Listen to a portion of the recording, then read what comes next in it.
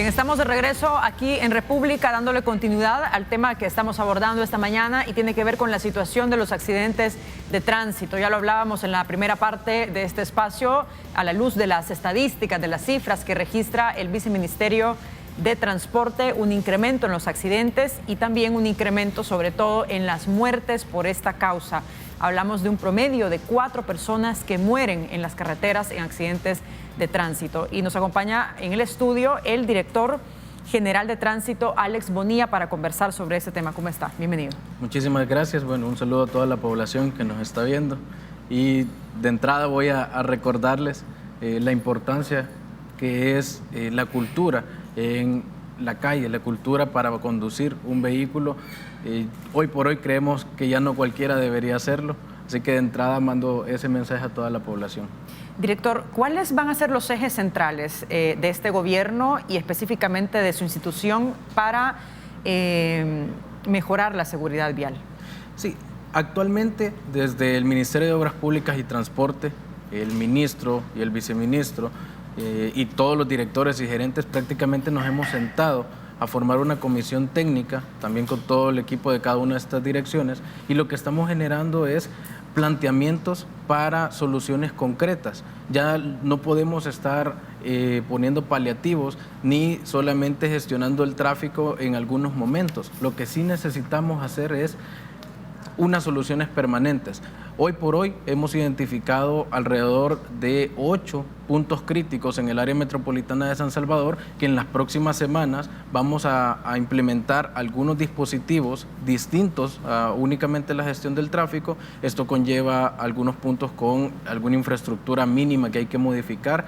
De repente vamos a tener que implementar algunos cambios, incluso cambios de sentido en algunas arterias, y esto nos va a permitir la fluidez. Lo que sí tenemos en este momento identificado es que hay muchos bloqueos en las calles de San Salvador, sobre todo en el LAMS. Y estos bloqueos lo que no permite es que el tráfico se diluya en un sector, y eso es lo que básicamente provoca el tráfico. Hemos logrado algunos avances, por ejemplo, con el transporte de carga. La prohibición o restricción en algunos horarios del transporte de carga nos ha permitido avanzar en esa materia también. A ver, ¿por dónde pasan esas soluciones integrales que ustedes van a implementar? Bueno, primero, esto estamos haciendo la mesa técnica desde el Ministerio de Obras Públicas y Transporte. Luego, en conjunto con el Viceministerio de Transporte y nuestro equipo técnico, vemos cuáles son los puntos críticos e implementamos algún dispositivo o algún plan piloto en algunas zonas, algún conteo, y estos planes se van a implementar en puntos críticos, por decir un ejemplo, en el Boulevard Constitución. También estamos implementando o buscando la manera de hacerlo en la Avenida Bernal. También hemos identificado otros puntos en las zonas de Soyapango, otros puntos en las zonas de Apopa, y sobre todo en las entradas, la Manuel Enrique Araujo, la entrada que viene de Santa Tecla hacia San Salvador, son puntos que en las horas pico, que le llamamos nosotros, es decir, en la mañana y en la tarde, cuando ya todo el mundo sale de trabajar, son donde nos vamos a enfocar en las próximas semanas. Usted hablaba de calles que están bloqueadas. Prácticamente están bloqueadas por algunos separadores, algunas personas han puesto conos, algunas personas han instalado barriles en ejes preferenciales. También tenemos mucho trabajo. ¿Pero no en zonas residenciales? También sí. En zonas residenciales. Lo que provoca esto es que las arterias principales no logran sacar toda la carga vehicular. De repente hay personas que se dirigen a zonas aledañas y por estas arterias residenciales sí pudieran hacerlo. Entonces los ejes preferenciales es un punto que lo hemos tocado en las últimas semanas y vamos a continuar para eliminar todo tipo de obstáculos. Ahí pedimos todo el apoyo de las alcaldías para que nos puedan colaborar en ese sentido y lograr despejar estas zonas aledañas a las arterias principales. Eso va a desahogar bastante el tráfico. ¿Cómo van a gestionar o a coordinar, por ejemplo, con estas zonas residenciales? ¿Van a obligarlos a que despejen la zona o cómo van a hacer? Mira, al final de cuentas, muchos de los argumentos son esta es una zona residencial y yo aquí parqueo mi vehículo, pero cuando uno ya le pone un barril, ya no puede ni siquiera estacionar su vehículo. Esos obstáculos en la calle tenemos que eliminarlos. No todas las zonas residenciales sirven de cruce de una calle principal a otra, pero hay muchas que sí nos pueden ayudar y que los anchos de calle nos permiten hacerlo de esta manera. De hecho, hoy por hoy funcionan así. Lo que sucede es que es un efecto embudo o un efecto reloj de arena y no permite a los vehículos pasar en doble sentido, sino que de repente puede pasar uno y luego pasa el otro y al final lo que crea es un congestionamiento ya no en una arteria, sino en una zona. ¿Ese plan cuándo lo vamos a ver? ¿Cuándo lo van a ejecutar ustedes? De hecho, con el plan de ejes preferenciales ya lo empezamos hace 2 semanas, vamos a continuar, este día continuamos. Vamos a hacerlo permanente, la revisión y la supervisión en conjunto con la Policía de Tránsito y la Inspectoría General del Viceministerio de Transporte para eliminar estos obstáculos y liberar además la señalización, que es muy importante. Sí tenemos un plan de señalización de ejes preferenciales y de pasos peatonales para mejorar la seguridad vial. En ese sentido, ¿qué planes en concreto tienen para poder señalizar aquellas zonas que están a oscuras, por ejemplo? Y le pregunto esto porque lógicamente requiere de una inversión importante, ¿no? Así es. De hecho, pues nuevamente desde el Ministerio de Obras Públicas estamos trabajando mucho. Hemos recibido bastante cooperación en el tema de iluminación. Entonces, el ministro de Obras Públicas ha puesto a disposición esta cooperación para algunas zonas del área metropolitana. Realmente no tengo el dato de las lámparas que tenemos hasta este momento, pero por decir algo, tenemos más de 2.000 lámparas del gobierno de Japón, que son las que próximamente se estarán instalando.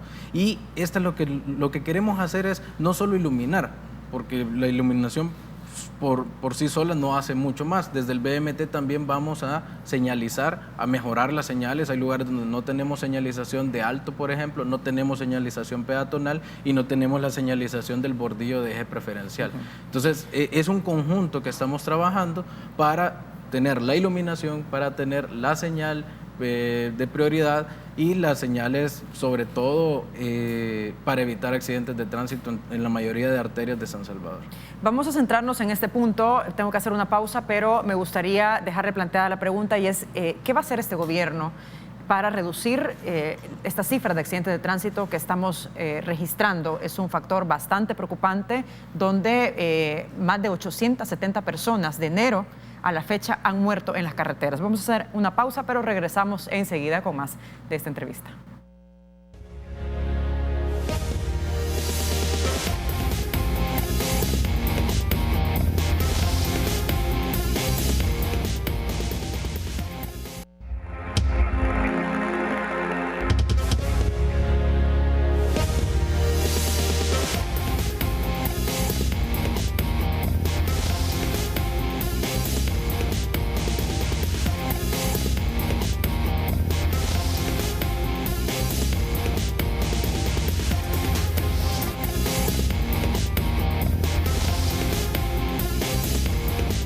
Estamos de regreso conversando con el director general de Tránsito. Yo le dejaba una pregunta que tiene que ver sobre los planes y acciones desde el Ejecutivo y cómo se ve este fenómeno de los accidentes de tránsito. Hay que decirlo, y buena parte de estos accidentes, lógicamente, la responsabilidad de los conductores. Aquí hay un punto importante, tiene que ver con toda una cultura, que ya lo hablábamos en la primera parte de este programa, y otros factores que están asociados al comportamiento que tienen las personas a la hora de conducir y que tiene que ver con la cifra de accidentes de tránsito que se registran y esta siniestralidad vial que es bastante grave que tenemos como país. ¿Cómo ve el Ejecutivo esa situación? Para nosotros es lamentable el número no solo de accidentes, sino de fallecidos día a día. Lo que hemos identificado es que hay 2 puntos clave.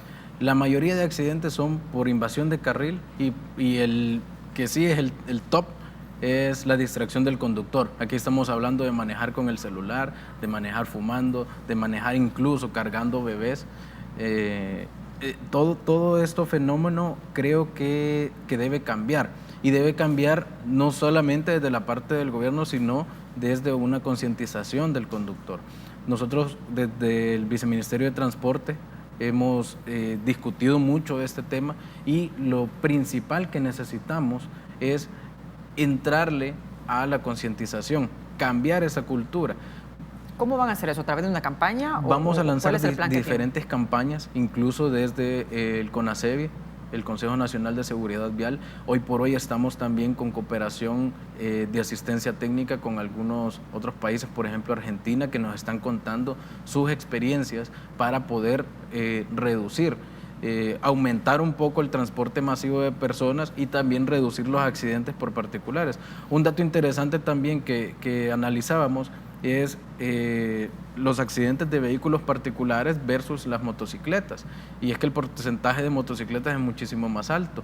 En particulares tenemos el 7% de accidentes, pero, o mejor dicho, de fallecidos por accidentes, y en motocicletas tenemos el 17% de fallecidos por accidentes. Estos son números que nos alarman y creemos que vamos a ir paso a paso. Y la mitad de los que conducen una motocicleta, de acuerdo a cifras del BMT, no tienen licencia. Exactamente. Ahora, yo siempre me he preguntado, ¿por qué sucede esto? No son las autoridades, no es el Viceministerio de Transporte, no es Tránsito quien al final tiene que regular esta situación. Definitivamente sí, y son los números que encontramos, y que ya estamos trabajando en esto. Pero más allá de obtener la licencia de conducir y tener el documento como tal, nosotros creemos que hay, digamos, soluciones que podemos implementar para el mismo motociclista. Una de ellas, que está ahorita en estudio en la Asamblea Legislativa, es el uso del chaleco reflectivo, que eso definitivamente tiene que estar, y lo otro que también se está proponiendo es lo del uso de un casco certificado, porque muchas veces hemos encontrado en la calle, sí, mire, yo tengo un casco, pero es un casco que no es acorde a especificaciones técnicas, y en caso de algún accidente casi que es un riesgo para la vida de estas personas. Otra reforma que está también es llevar menores de edad en una motocicleta. Hoy por hoy hay una propuesta de hasta los 8 años de edad, pero nosotros estamos estudiando esta cuestión de la edad. ¿Por qué alguien de 8 años? ¿Por qué no de 5? ¿Por qué no de 10? En esa etapa estamos. Ahora bien, esas reformas entiendo que una parte les ha presentado el gobierno anterior y otros sectores. Sin embargo, tienen años de estar en la Asamblea Legislativa y no se han discutido. Le pregunto, ¿ustedes como gobierno están diseñando nuevas reformas a la ley de tránsito para poderlas presentar, o sobre las que ya están piensan que creen que se pueden impulsar? De hecho, ambas, porque por dar un ejemplo, esto del casco certificado no estaba incluido en la propuesta inicial, solamente obligaba a utilizar el casco para los motociclistas. En el chaleco reflectivo manejaba algunos términos ahí que nosotros queremos modificar a fin de que la seguridad del motociclista y de su acompañante esté garantizada.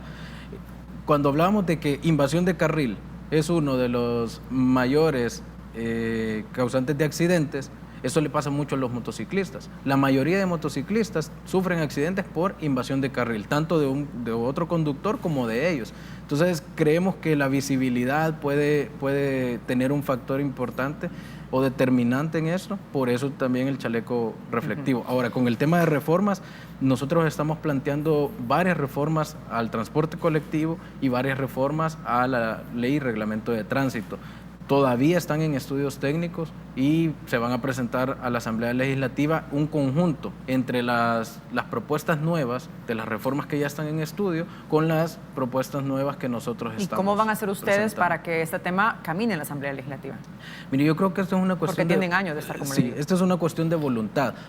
Hoy por hoy hay muchos diputados que están tuiteando, que están comentando sobre el tema de seguridad vial y transporte colectivo. Pues creemos que esa voluntad se puede demostrar al momento de dar una iniciativa de ley, o al momento de votar en una comisión, o al momento de dar su voto ya en una sesión plenaria.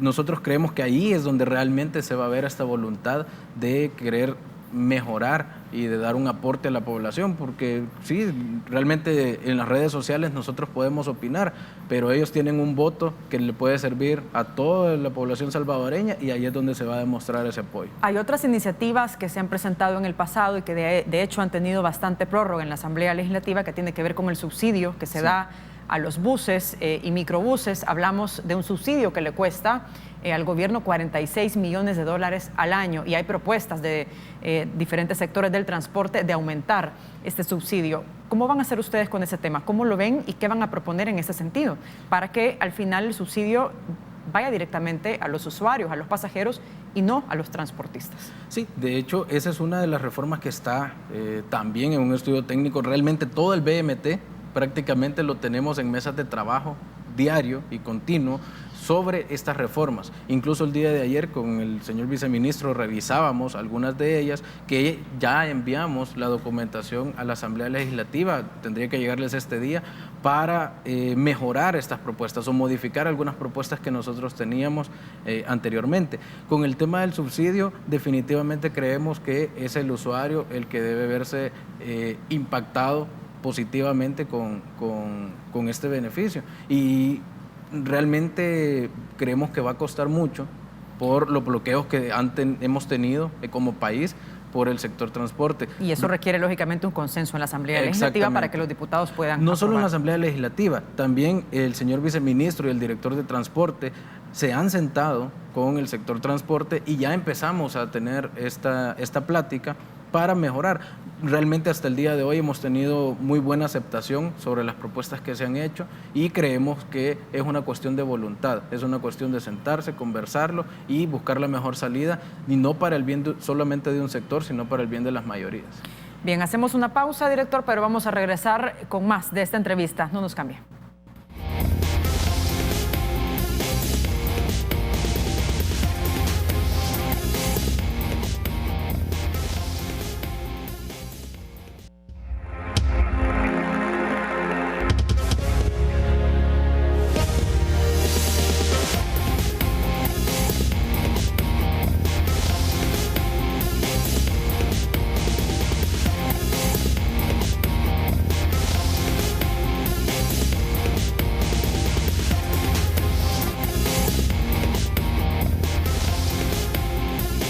Estamos de regreso en el estudio, el director general de Tránsito, Alex Bonilla.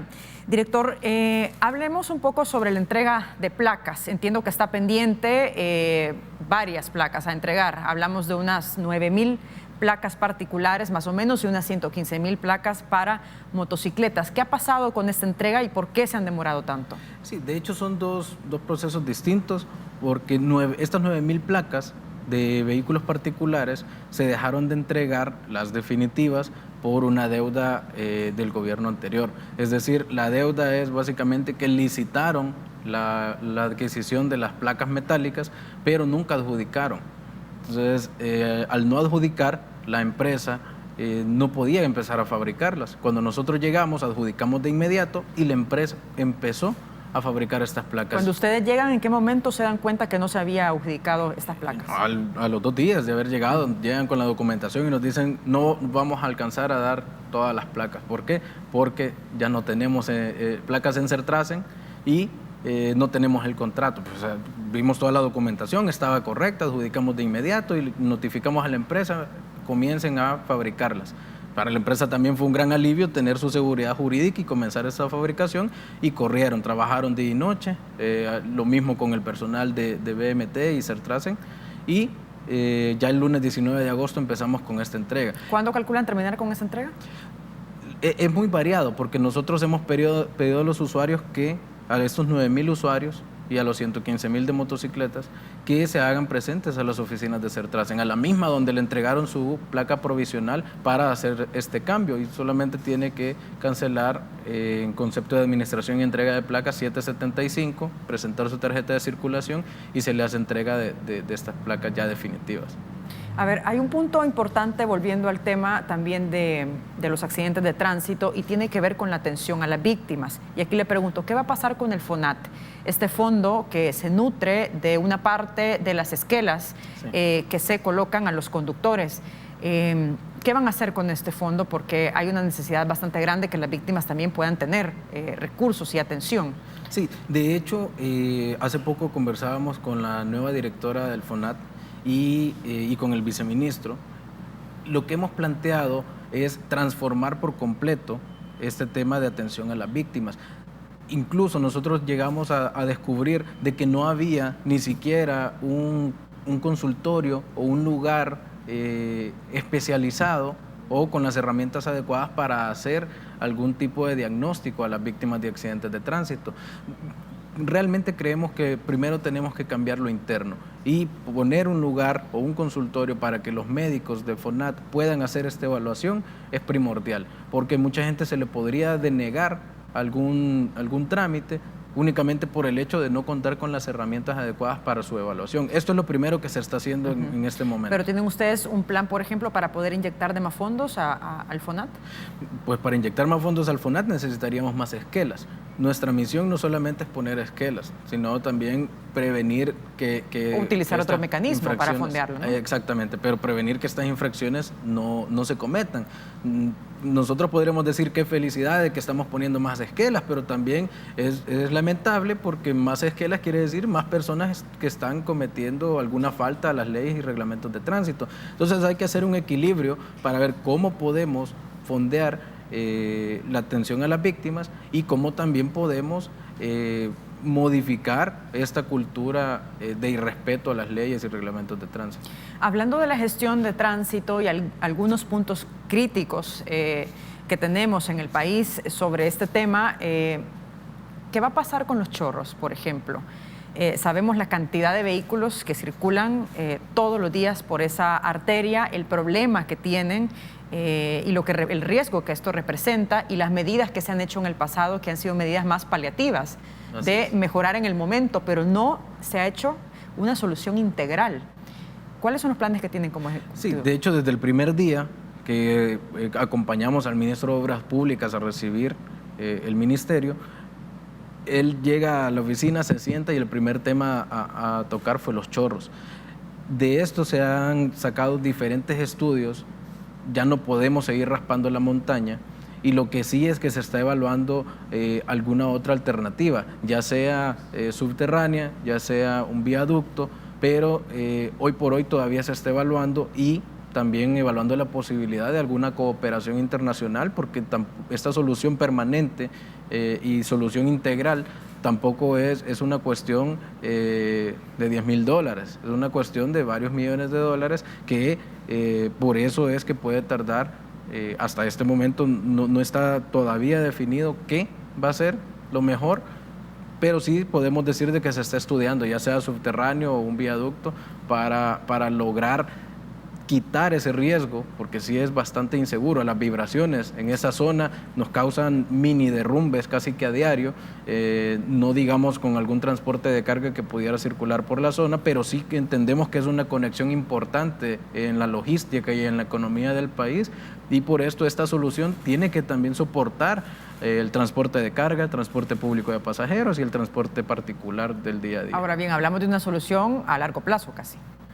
Estamos hablando de un mediano largo plazo. Un proyecto de gran magnitud. Pero es una solución permanente, una solución integral y una solución que más allá de los aplausos vamos a garantizar la seguridad de las personas. ¿Y esa solución se va a tener en esta administración? Lo más seguro es que sí se vaya a tener, por eso estamos nosotros desde el día 1, viendo todo el planteamiento. Estamos a punto de tomar ya una decisión, se le ha comentado al presidente también de la República y es el ministro de Obras Públicas que está liderando estas comisiones técnicas para poder agilizar el tema de los chorros. Bien, director, le agradezco mucho por habernos acompañado esta mañana, muy amable. Gracias. Y con esto finalizamos, les espero el próximo lunes. Fuerte abrazo, buenos días.